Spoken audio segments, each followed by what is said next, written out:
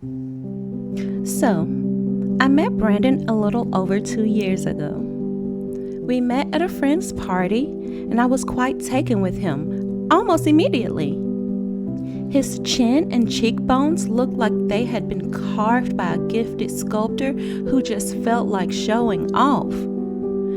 And the fact that he was a good conversationalist, effortlessly charming, and had an arrogant glint in his eye, that didn't help matters. I fell hard. He told me he was crazy about me too, and less than a year later we were married. Okay, yes, I know what you're thinking, that was a bit too early, far too early. And you're right, except I didn't realize it at the time. Being lost in the fun house of the so-called romance stage made me brush aside my friends' advice when they told me I was rushing into this. I was happy and in love, so what did my friends and family know anyway? However, about a year into our marital bliss, I began to notice some things. Brandon suddenly got into the habit of dropping by at the gym for a quick workout just before coming home from work. We used to always shower together when we got home, but now, on most days of the week, he had already showered at the gym. He said it was because he was sweaty from the aforementioned workout. He also began taking business trips much more frequently.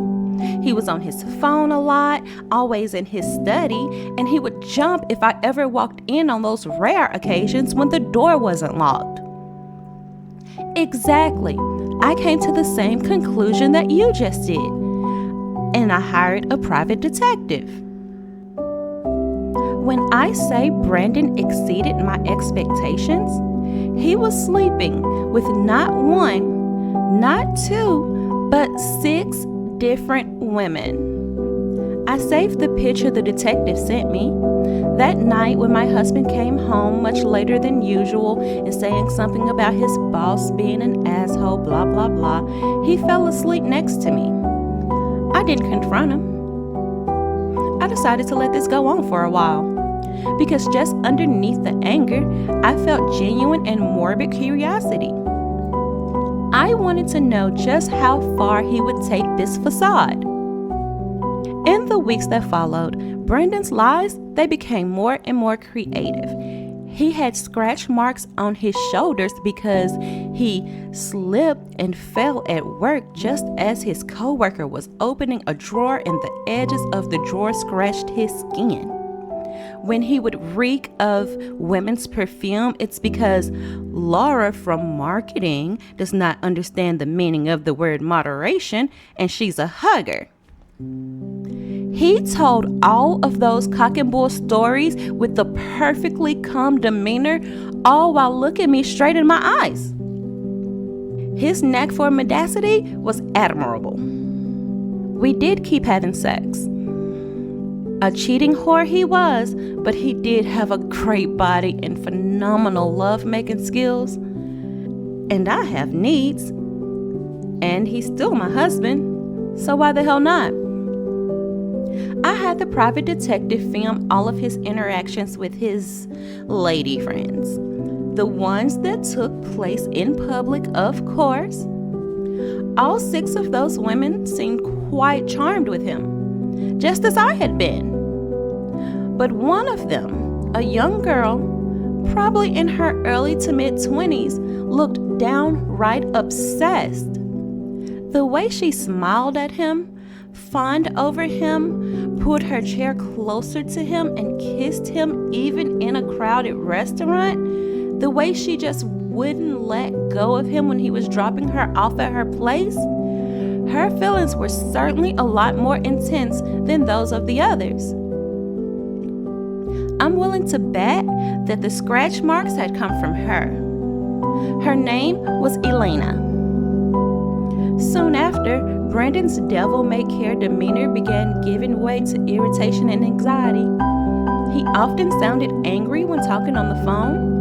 The person on the other end seemed to really be getting on his nerves. At this point, his phone would ring nonstop. We'd be at the dinner table and it would ring. He'd answer, tell the person that they'd talk later, and it would ring immediately after he hung up. This would go on until he turned it off. My suspicions about who it could be were confirmed when one evening I heard him say in an angry whisper, "It's over, Elena." That poor thing. But I couldn't totally blame Brandon for wanting to get away from her. She did seem like the obsessive kind.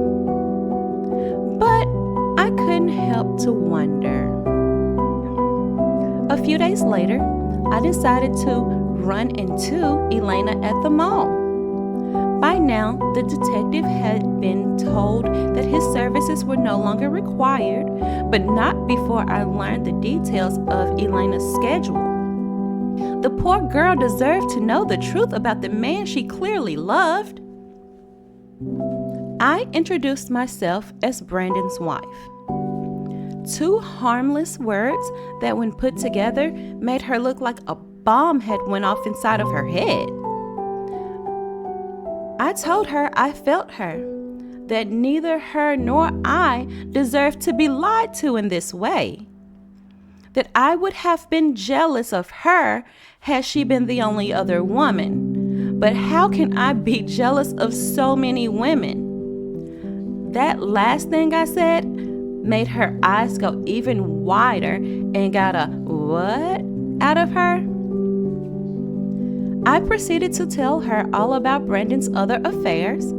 I showed her the pictures, gave her names, and told her she deserves better than this, that she should move on. And then I walked away. Now, all I had to do was wait.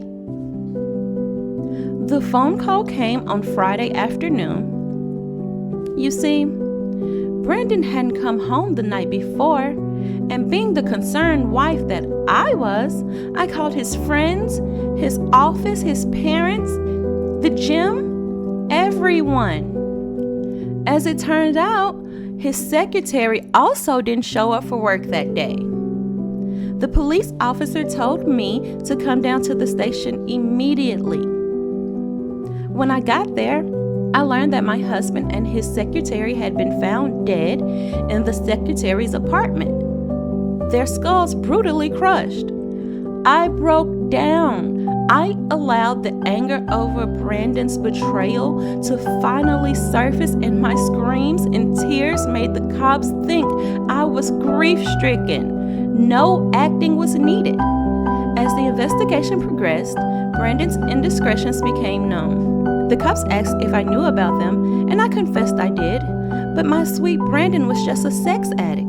He told me so. He loved me, and the other women were just objects to him. Interestingly, one Elena, one of the women Brandon had been having affairs with, has suddenly gone missing. She quit her job and vacated her apartment just the day before Brandon was killed. Now, I'm wondering if I should leave town. If Elena would come after me next just for daring to be married to Brandon.